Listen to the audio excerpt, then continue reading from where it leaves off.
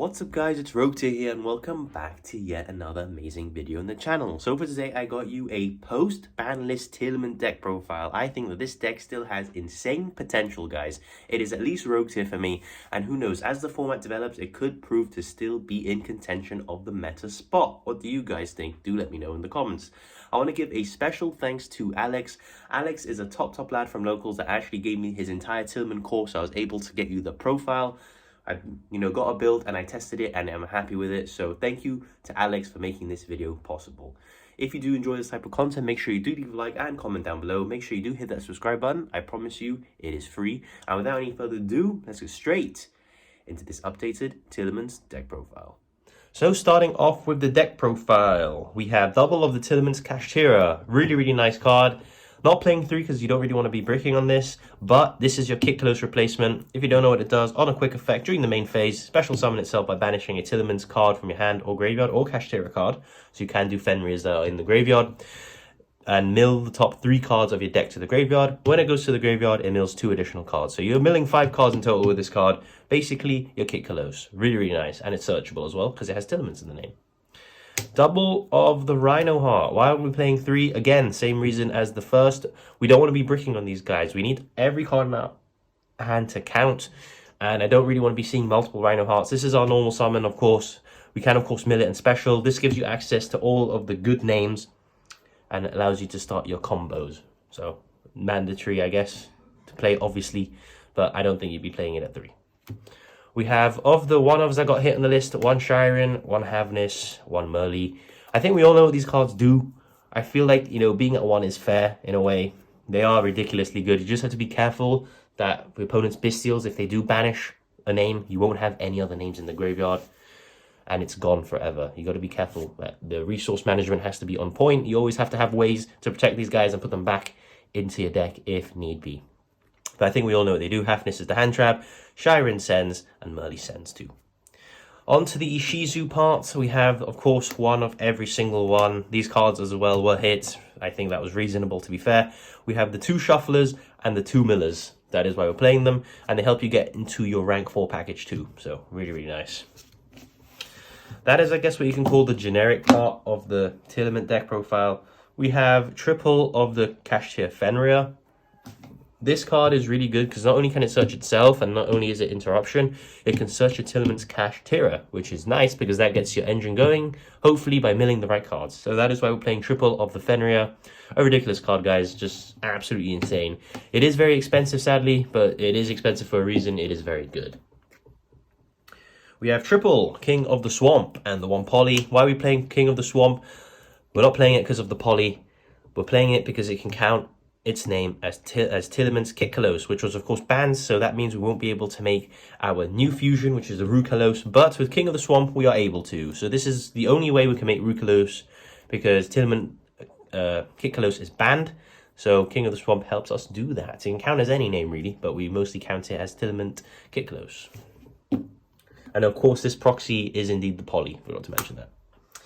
We're playing a Shaddoll package. We have 1 Squamata and 1 Beast. We're playing the Shaddoll Winder in the extra deck because I think that card is just a win condition in certain situations, so why not play it? The Squamata will allow you to send the Beast, and the Beast gets you a card to draw. So that is basically why we're playing it. You see one, you see the other. You just need 1 in the graveyard. If you see Squamata, you get Beast. If you see Beast, you get a draw, so it's not too bad anyway. And then this helps you by shuffling them back. You make your Winder. Onto the spells. Triple of the planets. This card is insane. This card needs to be played at 3 with, of course, the 1 terraforming. This card is a rotor. I think we all know that, but I think the cool effect is that when a Tearlament's monster gets shuffled into your deck or extra deck, it has that pop effect. And that pop effect, you can basically choose when to do it with the Ishizus, which is why I think it's really cool. And again, guys, it's a rotor. Consistency. This card is at 3 of. I don't need to explain myself. And terraforming, of course, to get it. We're playing triple of the Tearlament Scream. This card lets you mill more cards, but I think the important fact is since we lost Kick Close, there's no actual way of searching traps unless you mill Screams. That's why we're playing 3. If a Scream hits the graveyard, you can search yourself a trap. So that's why I think it's important. And of course, it lets you mill more cards, which is always very nice.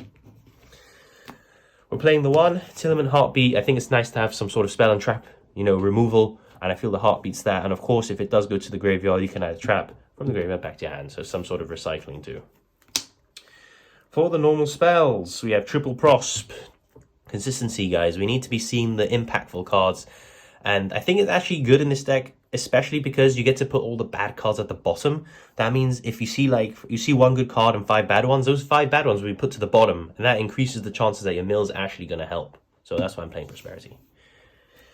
We're playing 1 Call by the Grave. You know, this deck can be fragile at times. We need ways to protect ourselves, and Call by just does just that. 1 Foolish Burial Goods.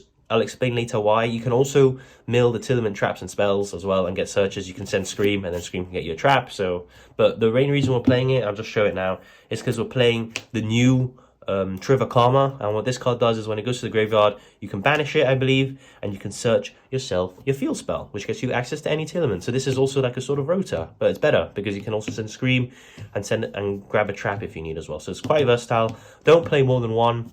You never want to see more than 1 in your hand, and we need good mills here, so that's why I'm only playing 1. Instant Fusion. Why are you playing Instant Fusion? Muddy Mud Dragon is a thing. Muddy Mud Dragon and your Rhino Heart make a level 4 XCs, and Muddy Mud Dragon protects your Rhino Heart from being targeted by things like Imperm and Veiler, so that is why we're playing the Instant Fusion. Make Winder 2. Just remember the Winder will get outed in the end phase. 1 Foolish Burial. I think it's pretty self-explanatory here. All your Tearlaments will trigger off the Foolish Burial. Yeah, there's not much else to say. Foolish Burial is just great. 1 Tactics. You can play Diviner. I just don't have access to Diviner right now. So I'm just playing Tactics just to punish my opponent more or help me play through boards. That's why I'm playing the 1 Tactics. Again, my reasoning for not playing more than 1 is because you never want to be seeing more than 1, I guess, if milling it or if you have it in your hand. So I'm just trying to play multiple of the impactful cards, and then the power cards I'm going to consider playing less than them, so usually 1.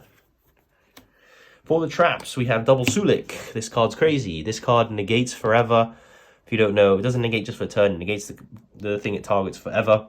And then, of course, lets you send, then it's searchable. And then we have the 1 Tearlament's Crime, which is the Omni Negate. So that is 40 cards. Don't play more than 40 or stay close to 40 because we actually do need the consistency for the mills. And now let's get on to the extra deck. Moving on to the extra deck, we're going to start off with a Dark, the Dark Trauma Gloomy. This card, if they have a Dark in the graveyard, gives you access to your Sprite Sprint. I know this is an elf, this is just a proxy. This card's banned now. This is Sprite Sprint, and Sprite Sprint can send you a Merly, and your Merly can Fusion Summon. So that is why we play this combo. We're also playing the 1 Lingaribo. I had space and I thought, what is problematic? And it turns out the Ib monster is problematic because you can't special summon anything else. And we don't really have a way to tribute summon over it. So we are playing the Lingaribo. They give you an Ib, you make Lingaribo, and now you have a Trap Negate as well. So I better be safe than sorry. We have the 1 Rukalos and the 1 Kaleido Heart.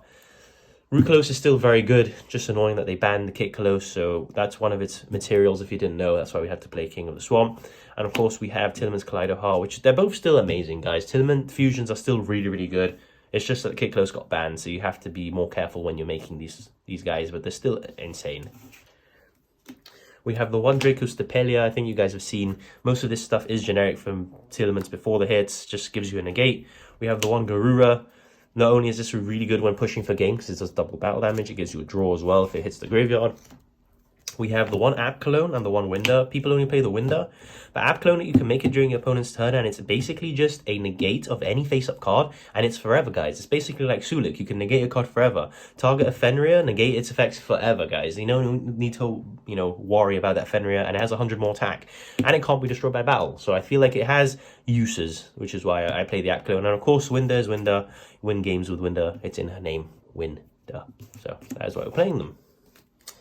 As I mentioned him before, Mud Dragon of the Swamps, a very useful card. You can make him through instant fusion, you can make him normally, and he gives protection on any of the attributes that he is. And he's a level 4, which is the main reason, because him plus Rhino Heart allow you to make your Time Thief Fruitor, which we'll get to now. For the X-Caesars, we're playing 1 Zeus. Zeus is still absolutely insane, guys, this format. It really helps break through the Kashtira boards. Just, sends everything, or banishes everything, I guess, and then you can sort of play from there. We have the 1 Kashtira Arise Heart. You might think this is a bit counterintuitive, but we can make it with the Kashtira Fenrir and the Tearlament's Kashtira, and it is one hell of a card, guys. Not only is it a macro Cosmo, if you get 3 materials under it, it has a quick effect that you can basically bounce a card, but since it's leaving the field, oh no, it doesn't bounce a card, sorry, it banishes it face down, my bad. But yeah, this card's really, really good. For the X-Seizers, I mentioned him before, Time Thief Redoer, really versatile card. Basically just made for Tearlaments in a way, because it doesn't detach for cost, so it can trigger them, which is I always thought was a really cool interaction, and can give you additional interruption if you get lucky. You get a trap off your opponent, you've got a bounce, and a spell, you've got a draw. One Baguska, sometimes you just need to sort of wall up, and Baguska is your guy. And then of course the one Abyss Dweller, because Abyss Dweller is still absolutely insane in this format. So that is the end of the video, guys. I do apologize in advance if I do sound different. I'm sort of coming down with a cold at the moment. That's why I have a very red nose and my voice is a bit deeper. But it's all right because we push forward just like Tearlaments are doing. What do you guys think? Do let me know in the comments. Do you think Tearlaments are dead, or do you think they have a place in the metagame? I'm very interested to see what updated list you guys have. Quick things to note: you can easily swap the Linkaribo into the Dark World Fusion. That thought came into my head basically after I had recorded this video, but that is a very good shout. And also you can play Diviner of the Herald to send the Ishizus. I think I did mention that in the deck profile. I just don't have access to Diviner of the Herald. And of course you can play triple Tactics Thrust instead of Talents, and that gets you access to any spell cards you need. But apart from that, sort of the components and the main foundations of the deck, I think you still would play as I have it in the video. So I'm Rogue to here, and I'll see you all in the next video. It's time. Let's go.